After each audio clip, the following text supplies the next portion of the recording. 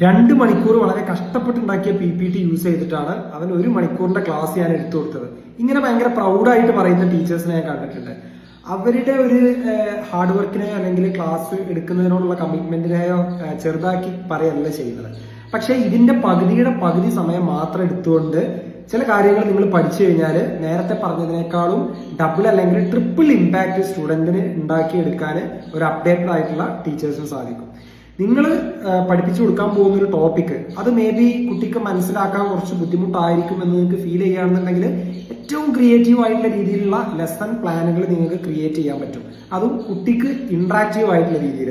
Class റൂമിൽ ഒരു gamified ആയിട്ടുള്ള മെത്തേഡാണ് നമ്മൾ ഫോളോ ചെയ്യേണ്ടത്. ലൈക്ക് ക്വിസസ്, Q&As അല്ലെങ്കിൽ പോൾസ്. ഇതേപോലെ സ്റ്റുഡന്റ് കൂടി ക്ലാസ് റൂമിൽ ഇന്ററാക്റ്റീവ് ആയിട്ട് ഇരുന്നാലേ നമുക്ക് എന്ത് ചെയ്യാൻ പറ്റുള്ളൂ, ക്ലാസ്സസ് അടിപൊളിയായിട്ട് മുന്നോട്ട് കൊണ്ടുപോകാൻ പറ്റുള്ളൂ. അതുപോലെ തന്നെ സ്റ്റുഡൻസിന്റെ ഫീഡ്ബാക്ക്, പാരന്റിന് നിങ്ങൾ സ്റ്റുഡന്റിനെ കുറിച്ച് കൊടുക്കുന്ന ഫീഡ്ബാക്ക്, ഇതെല്ലാം നമുക്ക് എന്ത് ചെയ്യാൻ പറ്റും, ഇങ്ങനെ പല AI ടൂൾസ് യൂസ് ചെയ്തിട്ട് നമുക്ക് പെട്ടെന്ന് ക്രിയേറ്റ് ചെയ്തെടുക്കാൻ പറ്റും.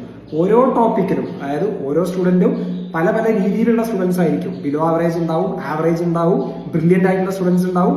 ഇവർക്കെല്ലാം പോകേണ്ട ഹോംവർക്കും വർക്ക്ഷീറ്റും കാര്യങ്ങളെല്ലാം ഡിഫറെന്റ് ആയിരിക്കും. ഇത് സ്റ്റുഡന്റിന്റെ ലെവലിനനുസരിച്ചിട്ടാണ് നമ്മൾ എന്ത് ചെയ്യേണ്ടത്, കൊടുക്കേണ്ടത്. ഇതെല്ലാം നിങ്ങൾ മാനുവൽ ആയിട്ട് ഒരുപാട് ടൈം എടുത്ത് PDF ഉണ്ടാക്കി അങ്ങനെ ചെയ്യണമെന്നില്ല. ഇതിനെല്ലാം എഫക്റ്റീവ് ആയിട്ട് നമുക്ക് യൂസ് ചെയ്യാൻ പറ്റുന്ന ഒരുപാട് AI ടൂൾസ് ഇന്ന് അവൈലബിൾ ആണ്. അപ്പോൾ ഇതെല്ലാം അറിയുന്ന അപ്ഡേറ്റഡ് ആയിട്ടുള്ള ടീച്ചേഴ്സിനും സ്റ്റുഡൻസിന്റെ ഇടയിൽ നല്ല ഡിമാൻഡാണ്. അതുപോലെ തന്നെ ഇത്തരം ടീച്ചേഴ്സിന് നല്ല കോമ്പറ്റീഷനുമാണ് ഈ ഒരു സമയത്ത് നടക്കുന്നത്.